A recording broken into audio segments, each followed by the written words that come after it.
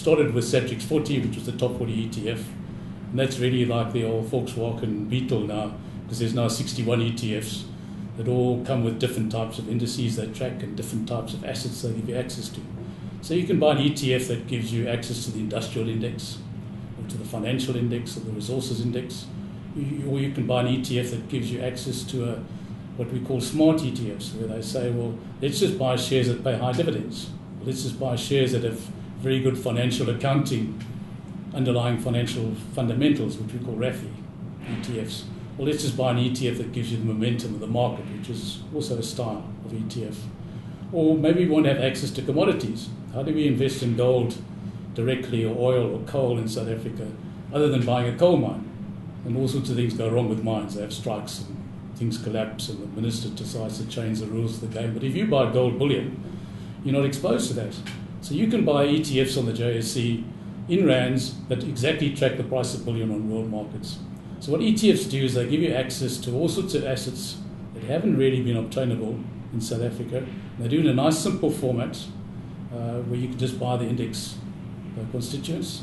And they have other advantages. What are those advantages?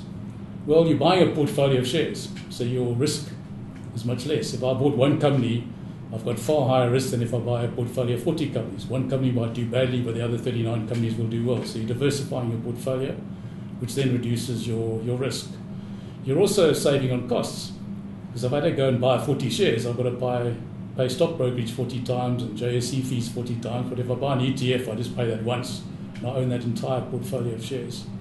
And what you must take into account is that that portfolio of shares, you'll own a little bit of all 40 top companies in the JSE, all 40 top companies measured by size. Or if you buy the industrial index, you'll own a little bit of all 25 of the companies that make up the industrial index. And they're transparent.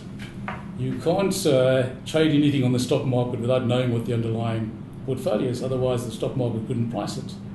So it's not like most investment products where you don't know what you're buying. You buy an annuity or an endowment and you say, well, what's in it? And the guy says, well, we'll tell you at the end of the year, and then you get a letter saying we're going to 5%. And you say, well, what are you doing 5%? Nobody can tell you. But in an ETF, you know exactly, because they publish every single day what the underlying portfolio is, because otherwise the market couldn't price it. So it's transparent. You don't want to buy ETFs that are all in the same sector of the market. So you want to buy different sectors of the market. You want to be exposed to offshore, and you can buy ETFs listed on the JSE that give you direct exposure to international markets. You can buy an ETF that invests purely in the American stock market or the Japanese stock market or China. Or you can buy an ETF that will give you a basket of shares listed in emerging markets. 21 countries around the world you can buy a basket. I think it's about 100, in fact no, it's about 800 shares in 21 countries, and you just buy an index that performs, that gives you an emerging markets exposure. Or you can buy commodities or currencies or whatever it is, ETFs, and you then go and you put together a mix of which of those products you want.